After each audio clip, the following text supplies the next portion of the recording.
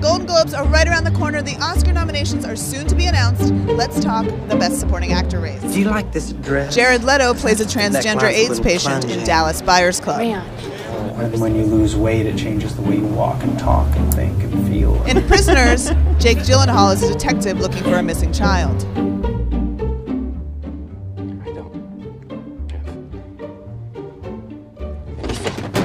Many times my judgments have been changed based on playing a character and the research that I've done. In Out of the Furnace, Casey Affleck is a war veteran who becomes a bare-knuckle boxer.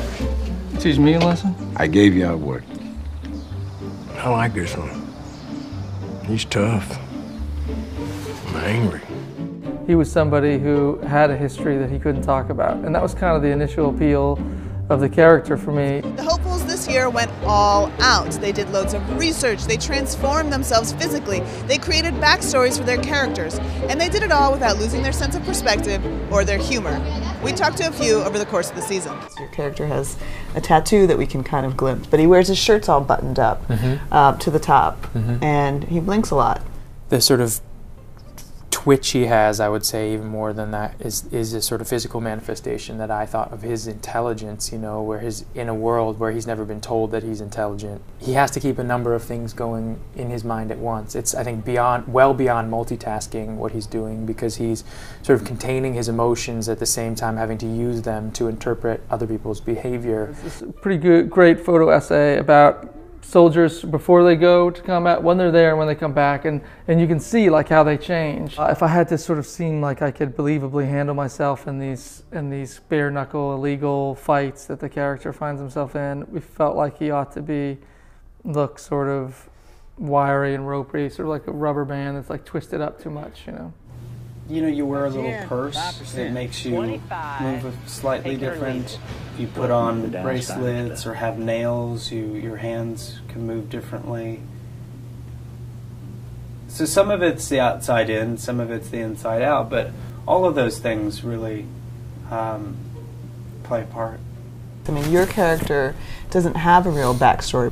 Did you create something for yourself? Because there wasn't much of a backstory and only a few clues as to where he had been in his past, I sort of determined he had been through a number of institutions: his boys' home, the juvenile detention system, and he had kind of accumulated these tattoos along the way. And that at a certain point, when he joined law enforcement, which felt like another family, another home that he had not had, he needed to hide that thing. It was like, I wanted the tattoos so that I could hide them, not so that I could show them off. You know, there was something really special about the part. I think another actor could have read it and saw it as a drag queen or a transvestite. To me, this was a transgendered person. This was somebody who wanted to live their life as a woman, and really key distinction to make early on in the process. What does it mean for you to return to acting and immediately get the Oscar talk? To take 5 or 6 years off and then come back and have this amount of love and support is incredible.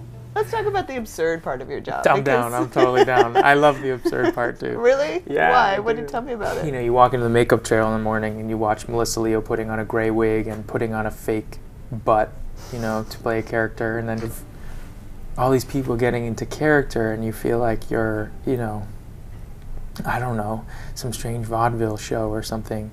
And then all of a sudden there's this crazy commitment to these feelings in a scene, and that's absurd. I mean, it's amazing and absurd at the same time. I think you and I would be a fair fight, though. Oh, really? Yeah. Can we try? Are you going to punch me in my face after I tape your hands up? No. No. You kindly tape my hands up. Okay. Okay, here we go. You ready? Yeah. Here we go. Here. This is where it starts. I have a feeling this is not how this is how they do it. This is how they taught me to do it. And then you go like this, and you go here. This I'm ready. Why am I so ready for this to happen? And then they slip this off.